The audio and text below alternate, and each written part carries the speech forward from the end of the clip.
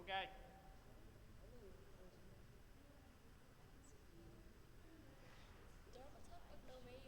11 giờ.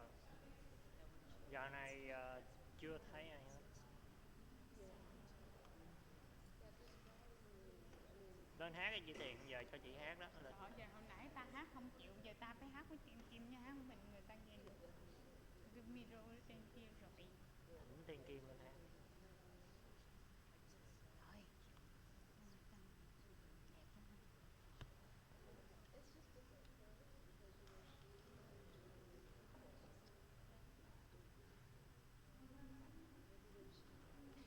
Rồi xong. Rồi.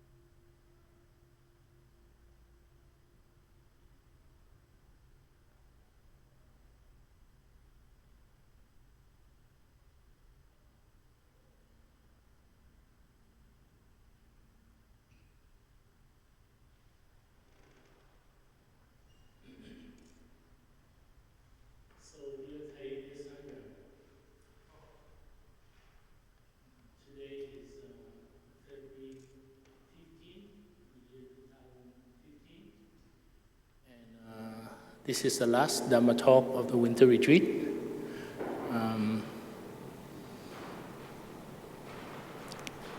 We are glad that really we just have a ceremony to conclude the 3-month winter retreat where we stay together. And usually the Dharma talk also to cover a little bit what has been our practice for the last 3 months of winter retreat. To summarize, I think around November 1st, we get the news that our teacher has a brain hemorrhaging. And it seemed to be very serious. So Blue Cliff Monastery sent 3 monks and 3 nuns to Plum Village to see what happened. Can you still hear me well? Okay. So I was one of them to go to the Plum Village and see our teacher and the Mahasangha there. And I think it was a wake-up call for us.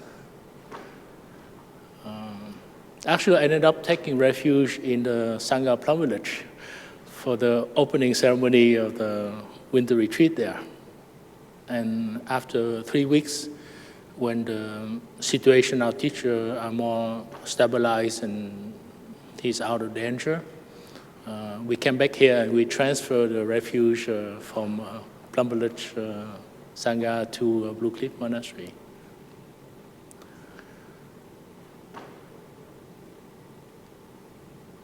So our teacher couldn't really give advice or the Dharma talk for this winter retreat. So I went up and I take a look at our teacher advice for the last winter retreat, 2013, 2014. And there were various things, but mainly our teacher keep repeating the same thing about having our mindful breath and mindful step at every second, every minute. And it kind of repeating, and we kind of know it. But somehow we have some habit energy that kind of pull us in a different direction. As soon as we listen to Dharma talk from our teacher, we say, yeah. But then we come out of meditation hall, within a few hours, we go back to our habit energy. So to me, I want to share with you a little bit something that I observed. And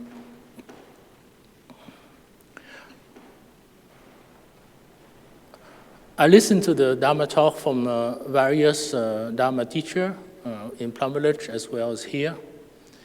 And the theme is, for our monastic, we talk about how do we continue our teachers? How do we practice and share the Dharma in a way that is along with what our teacher volition desire to be. So I think there was one retreat I remember we studied the treatise of the Middle Way from Master Nagarjuna, Madhyamika Shastra. And there were 2 schools of thought, of philosophy, Buddhist philosophy, that are arguing with each other. And Master Nagarjuna used reasoning by the observed to really let them know that to let go of the ideas and to follow the middle way of practice. So let me go to the board.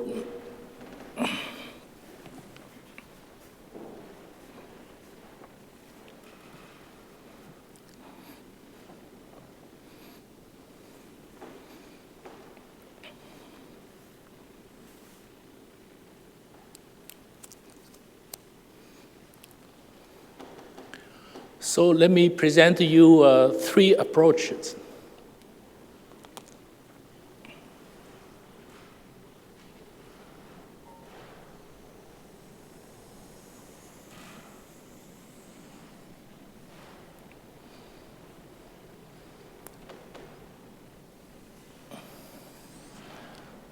There's a Plum village tradition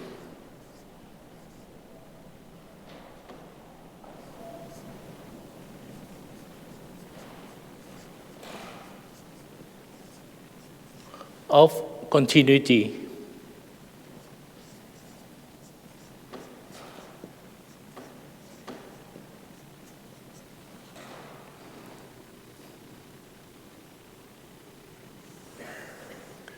And we have a traditional approach to continuity.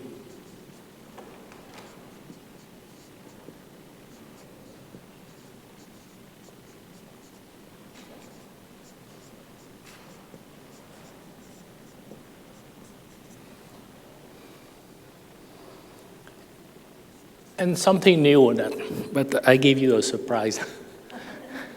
I call this Dharma talk non-fragmented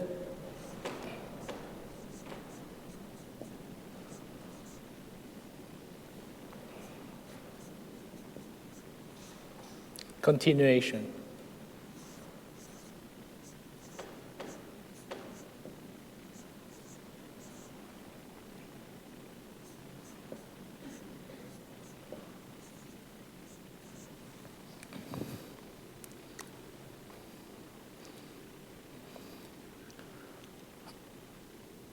So I remember I went to New York City to take a few venerable monks and nuns, and often I'm served as a guide to many monastics who come. And I passed by something they call a fertility clinic. They seem to be popping out a lot nowadays. And I went back and I remember there was one article that I read by Rebecca Dana.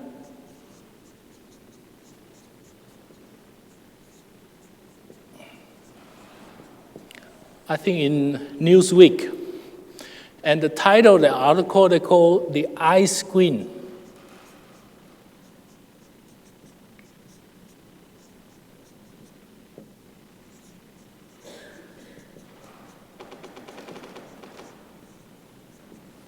It was reading around 2012.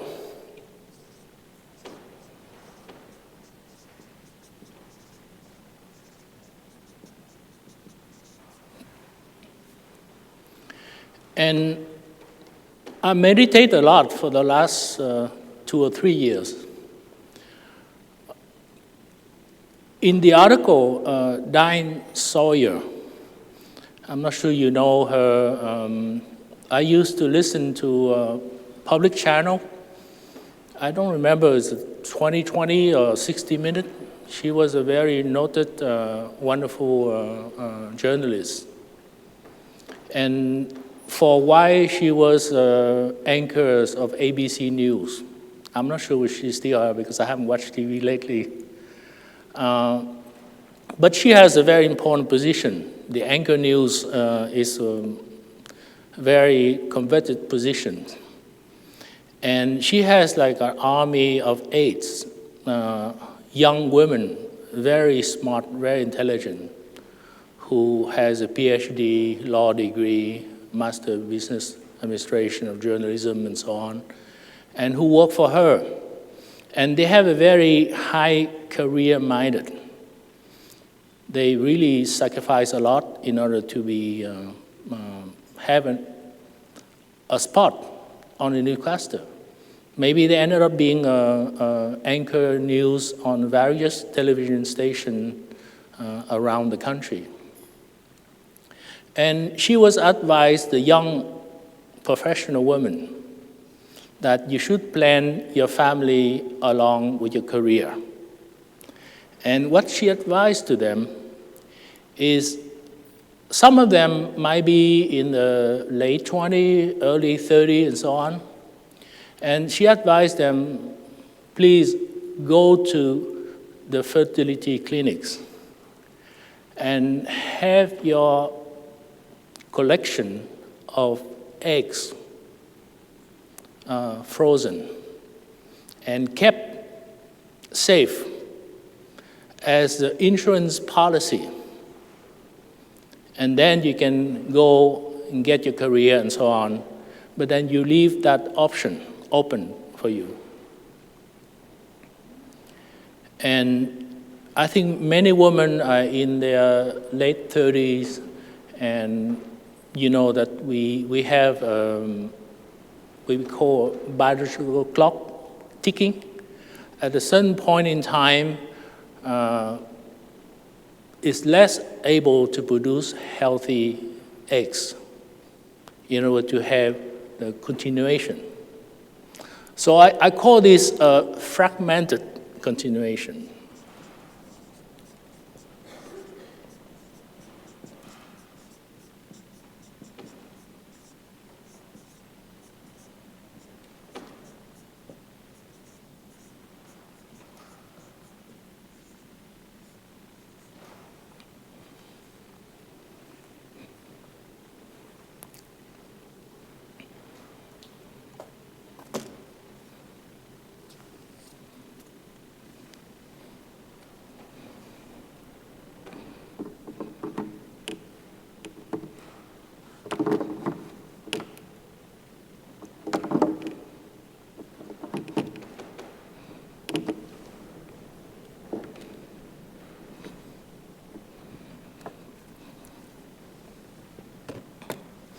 I think the extreme cold warped the board.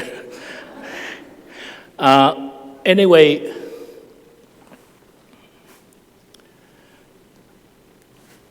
there's a recent process when you freeze an egg. Usually it forms crystallizations, and it kills the membrane of the cells. But lately, a lot of scientists have made a lot of progress. They have a way of freezing under vacuum, under very quick, and it doesn't form what we call eye crystal. And it can conserve the eggs as fresh as you just receive the eggs from the womb of the future mother. So the New York fertility clinics offer to collect your eggs from $8,000 to $13,000 per cycle, meaning the menstruation cycle every 28 days. And of course, they have a cost of storage, but it doesn't take too much room, so they have a decent, good facility to store and have a good labeling, so you know well, things like that.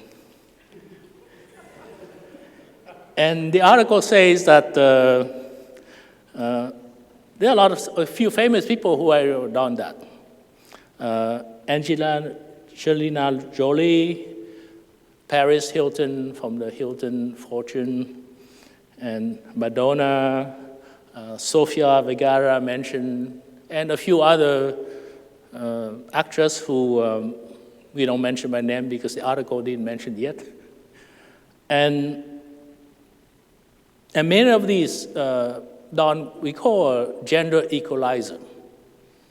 They can compete against the men, do everything they want, but then they want to have that option, because sometimes it's very hard to find the right partner, the right boyfriend, the right husband, and to juggle with your career and things like that, and have that option to have children if you want to.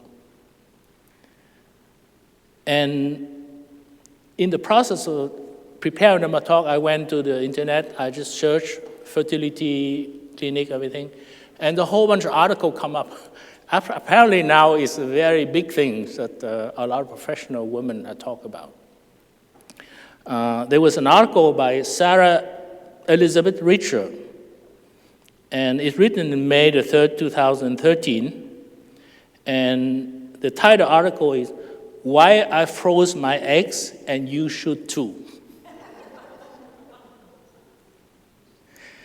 And it's a long story, but I was reading, and I thought I was like in a roller coaster reading the article, you know. And she got broke up with her boyfriend for 10 years, and she was hoping that he wanted to have children. And at the end of the 10 years, he decided he doesn't want to have children. So she broke up. And she was desperate, sad. And so between the age of 36 and 38, she went in and she has a collection of her eggs. 50 eggs. So she has a 7 cycle. Each cycle has 7 eggs. It's about 50 eggs. And she has a good deal for $50,000 for the whole collections. And the same thing, there's another article on October 15, 2014, company pay eggs collections will be a great equalizer. And in the article, it says that nowadays, you know, to recruit young professional women, many big companies offer to reimburse them for we call egg insurance policy. In that, Facebook already done that, Apple Computer already done that, Citicorp and JP Morgan. And they offer them about $20,000 a year to help them put at ease their worry for their continuation, while they can devote their time to their career. And Google is about to do that, and Time Warner's with also probably the employer Diane Sawyer, who advised her aides to do that. So that make me think about this kind of thing. How we go about doing that? Where is the traditional romance? Where is the traditional relationships? What the effect to be when the children that got conceived in vitro fertilization, think about it. Would I have a certain alienation, a certain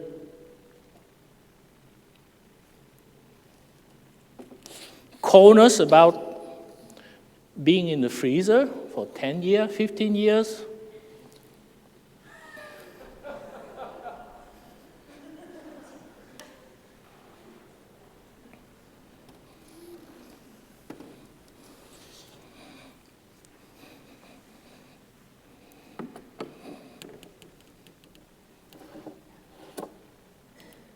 Okay, I hope that stays.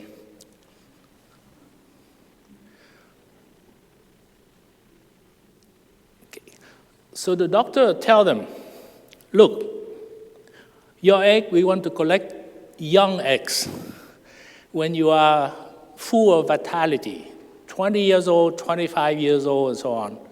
Don't wait until you're 38, 39, and then try to collect your eggs, because they are older.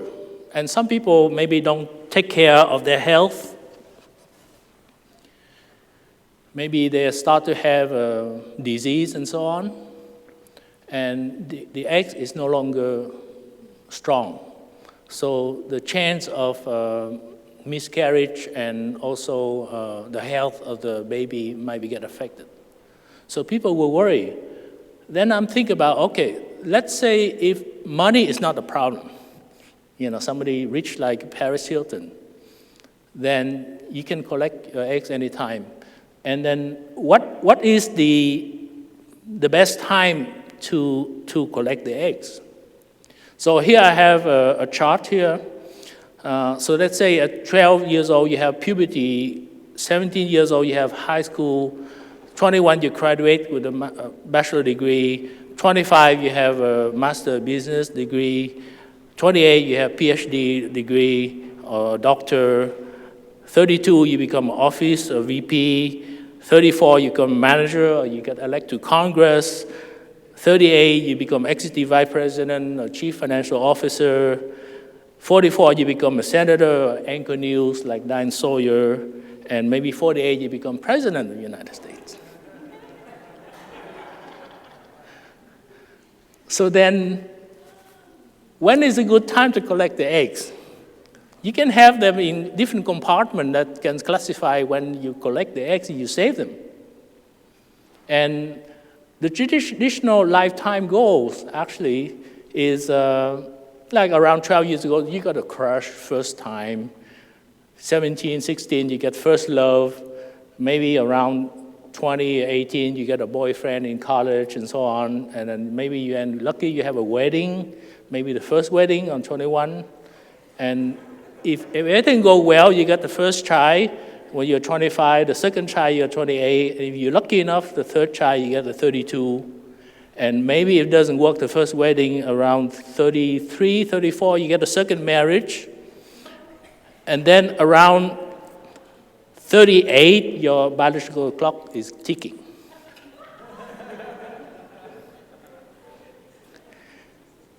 And then marry, if you're lucky enough, the two first marriage doesn't work, you have a third marriage when you're about 44, and then you have an egg saved, so you can use it. And then, of course, you have to find the other side of the partnership. You have to find the happy man who's going to donate your sperm so you can put in the vitro dish and then you make it. And then you have to figure out the equation, just like an MBA, do the chart. What is the best time to collect the eggs from the sperm from the man? Is it the 22 maybe good? Maybe 28 maybe good? And maybe after your second marriage you get at 33, and maybe for the men it's probably less a problem because they have a few thousand million of sperm, so you can collect one of them, that's good enough. But then to me, when I think about that, I say, this is alienated way of doing things. It's uprooted. No wonder people are isolated, become uprooted. Where is that bond, that relationship, that good memory, that Prince Charming thing where you talk about? It is weird because even though, let's say you got the second marriage here, and you opt for the traditional marriage continuations, you know what the doctor was saying to the woman? They say, look, you are 37 years old, 38 years old. Don't try that way of reproducing.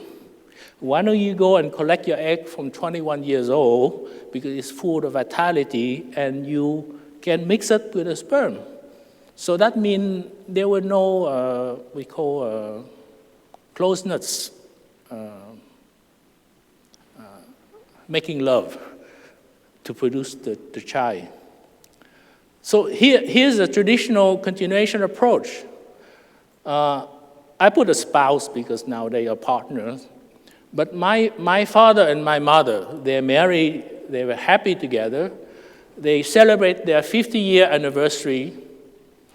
And I benefit a lot from the love that they demonstrated between themselves in front of all the children. We end up having 6 children. I'm the last of them.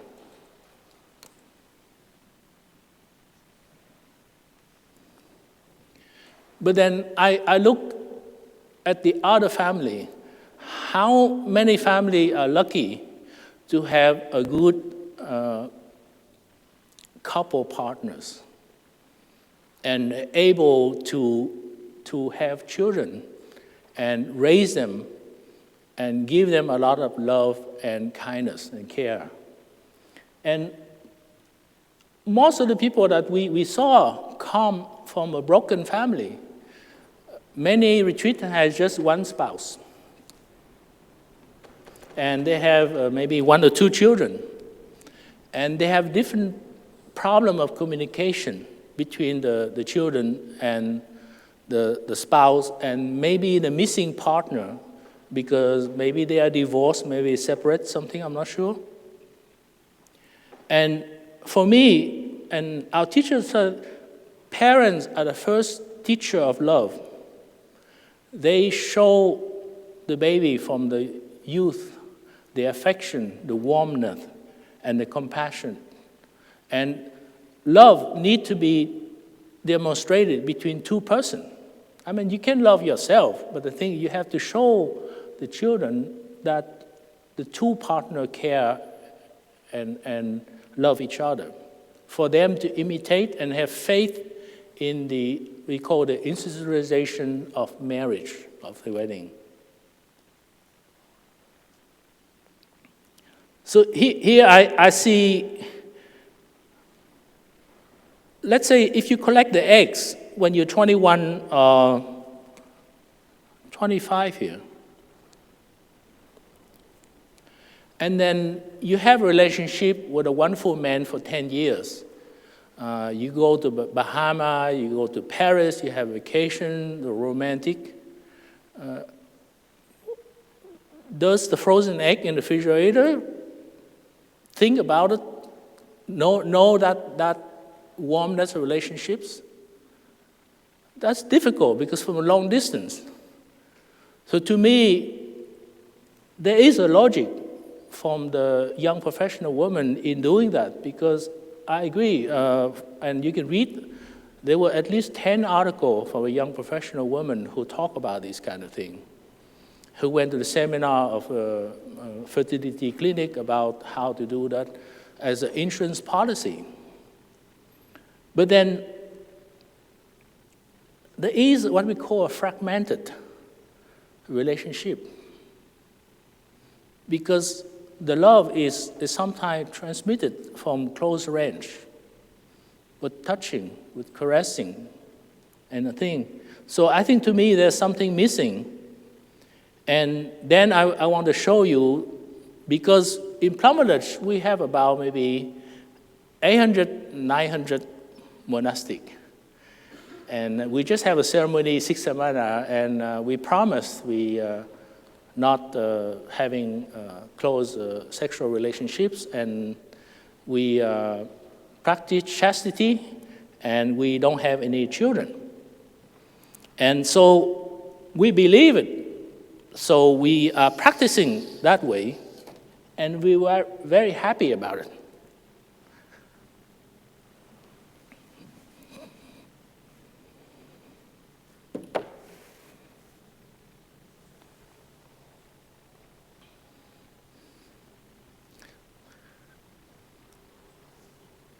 So to me, this is from the idea that you have to have biological children in order to have continuity. It's very interesting because the various articles never talk about adoption. It's like the adoption way is somebody else's baby. So it's a little bit discrimination, and it's more like me, my continuations.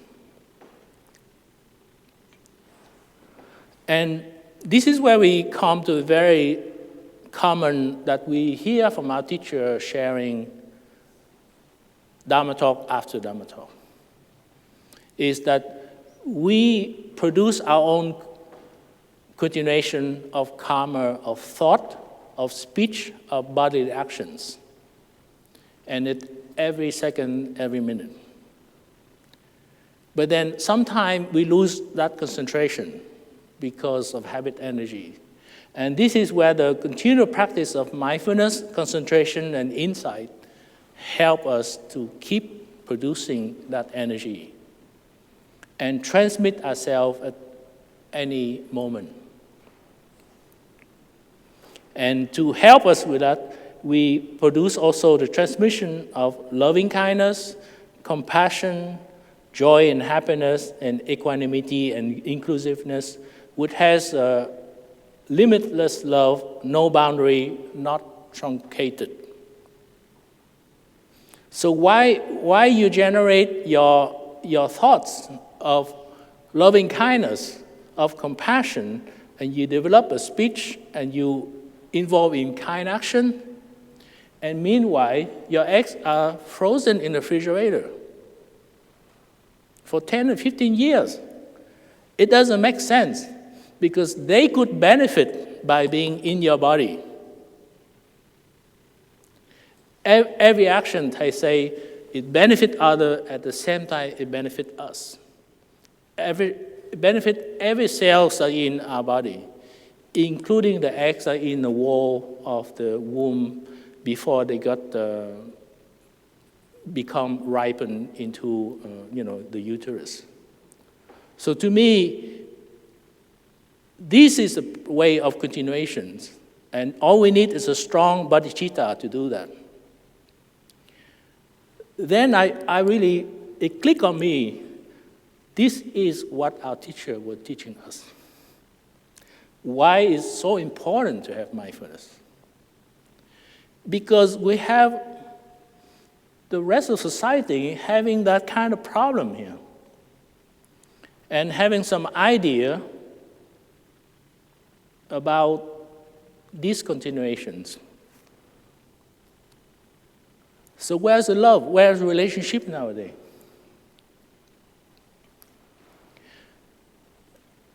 And we as a Sangha, as of monastic and also lay friend, we practice day in, day out. We commit our life to that project. And we share the practice with a lot of other members of the society. And we involve in many fields. I'm looking back some of the area that we do. Our teacher started what we call applied Buddhism, which is actually, he started back in Vietnam about 40, 50 years ago. And he started to do more in the US now and in France. So we have a young adult wake-up retreat several times all over the various countries. We have a family retreat, reconciliation among members. Our holiday retreat, we just have a summer retreat, and our teachers just keep repeating and repeating, improve yourself, think about the right thought, the right speech, the right body action, and use mindfulness concentration inside, and reconcile parents with children, partner with partners, establish communication with your parents and your loved one, and so on. And at first, a lot of time when I hear that in my early time of a monastic, I just say, well, I keep repeating the same thing. But every time we have a new audience, even we have a few new retreatants who come for the first time and being in contact with energy of our teacher of our monastic, they have been transformed. So there have been benefit to their life, improve their relationship. And I know from various friends and member retreatants who come to the various centers in Vermont and in Blue Cliff here and in Plum Village, that they have a lot of good transformation. They help to raise their children, being a single parent and so on. And the same thing, our teacher also want to extend it to the teachers. We have several teacher retreats, mean education, because the parents are supposed to be the teacher of love, and sometimes they're not able to teach love to their children. Then we hope that the teachers will help to teach them love and mindfulness. We have a POC retreat, sometimes we call a rainbow, LGBT. We encompass all aspects of the society. Whether you want to get involved with the collection of eggs or not, doesn't matter. We have a law enforcement officer. We have a veteran retreat we just have last October. We have a creative art retreat we have in September, and several others. We have a Hollywood retreat some years before. We have a health medical field, which is the last retreat that we have at Blue Cliff Monastery this year. We have a psychotherapist retreat we have in Miami, Florida, about maybe 15 years ago. We have a neuropsychologist with 21 days in Plum Village. We have various ethnicity retreat, whether it's Vietnamese speaking retreat, French speaking retreat in Montreal area. We have a Spanish retreat. We just have a tour of South America. We have Italian retreat every year. We have a conflict resolution, which is sometimes some group like Israeli Palestinian has some problem. We have a couple retreat of them to try to help them. We have a retreat at the World Bank. We have a retreat at Congress. And lately, we have retreat in the technology field in Google and Facebook. They are mindfulness. And recently, we also have a day of mindfulness at the Vatican with the Pope. So to me, this is what the purpose of the practice of mindfulness, concentration and insight. And I think there was one retreat asked, when do you think it's good to become a monastic, and when do you think you can do a lay friend? And I think it's really, you have to look into the strong bodhicitta.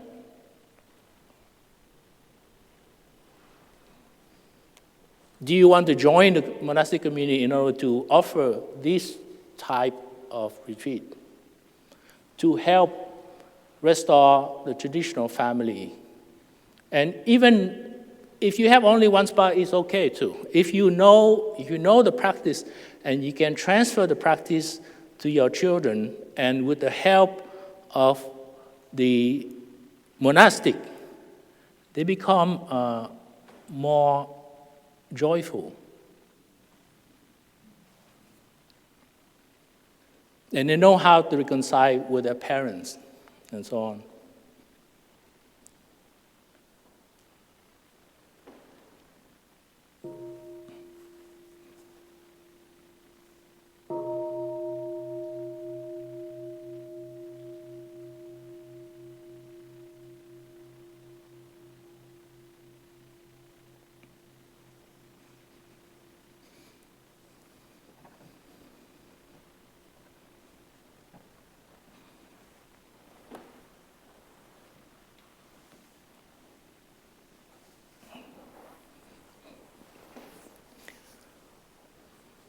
So to me, when I listen to our teachers say, praise the virtue of please have a mindful step, please have a mindful breath, and you meet me there, and please help the practice of mindfulness.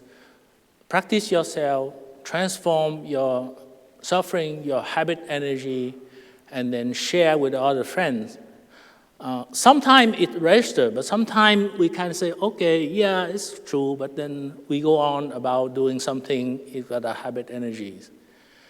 And to me, when the process looking at this article and how the people were thinking about doing their continuation, it really dawned on me the importance of the practice of mindfulness. This is our continuation. And we can practice as a lay friend as well as a monastic. We have many OI members, we have many lay Dharma teachers who really practice full-time sharing the Dharma. First, they have to transform themselves. They have to be fresh and lovely and establish relationship with a loved one before they can share with other people. So the theme about the continuation of our teachers, really, which many monastics were thinking about this winter retreat, is we continue on the path that our teacher has shown us. Basically, we try to live in harmony with each other. We try to cooperate and help each other in organizing retreat, help the people who come to this center. We might not have a lot of young novice here, but we have many of them a common lay friend. We ordained 5 American novices at the Blue Cliff Monastery. And I was their mentor, so I get a chance to sit and talk with them and share. And many of them come from broken family. They got in trouble. They don't have a very good root. They don't have a good relationship with their parents. Some of them get drunk, get into drug, get arrested, and all kind of thing. And they come to the Blue Cliff Monastery, they come to the Wake Up Retreat, and they got transformed, and they decide they want to join us.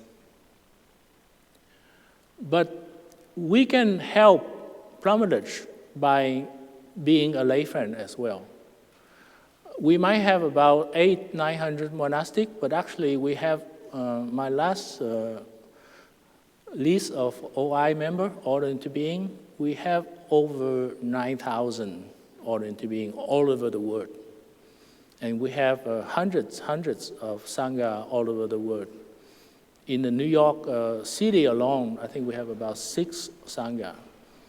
And I think within the state of New York, we might have about 25 to 30 local Sangha, with this group of dedicated members to practice. And what is a lay friend can practice?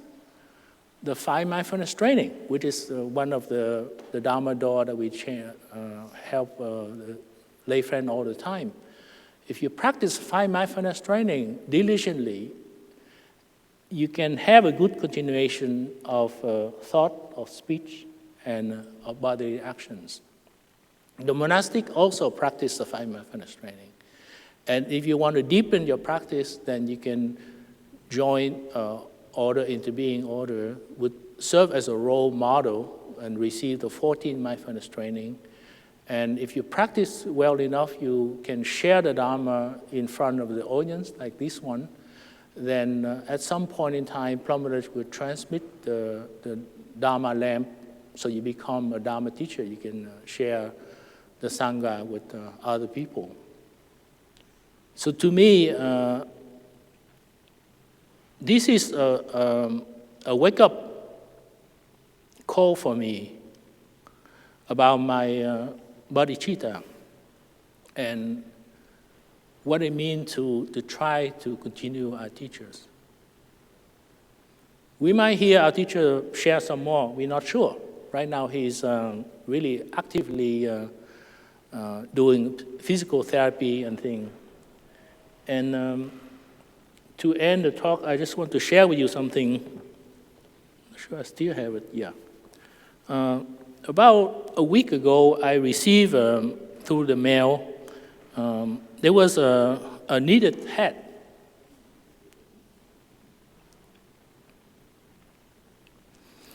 And it comes from the retreatant that we know in Vermont, which is about 10 years now.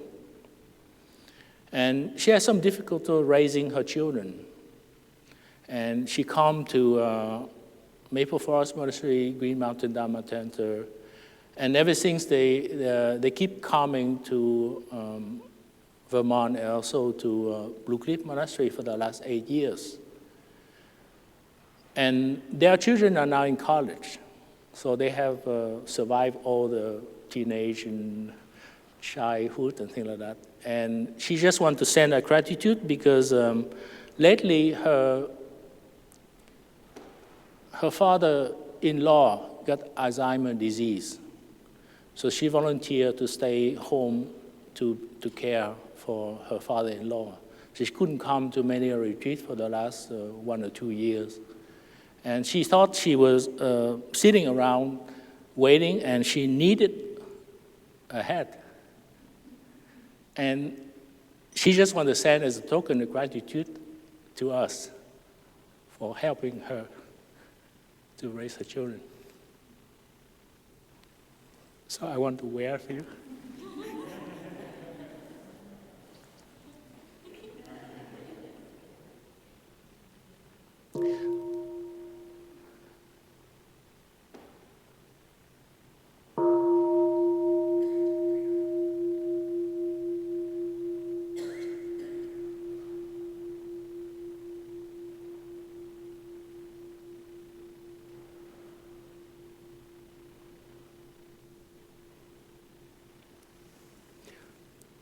So this is a confirmation of what our love, our care, and touching other people's life. It's acknowledgement for us to continue our practice and help other people and continue in the path of our teacher.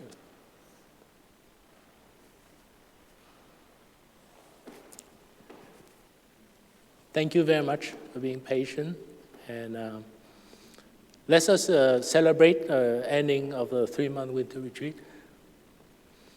And we have a couple lazy days, and I think around March 13, we reopen Br Monastery. So please come and practice with us, because we depend the help of the practice, not only from the monastic, the long-term lay friend, but also any retreatant who want to come from time to time practice with us. If you can stay long, the better. If you can stay short, that's okay. And bring the practice home to your place, and then share with the local group that we call a local sangha, so you can nourish yourself in the practice.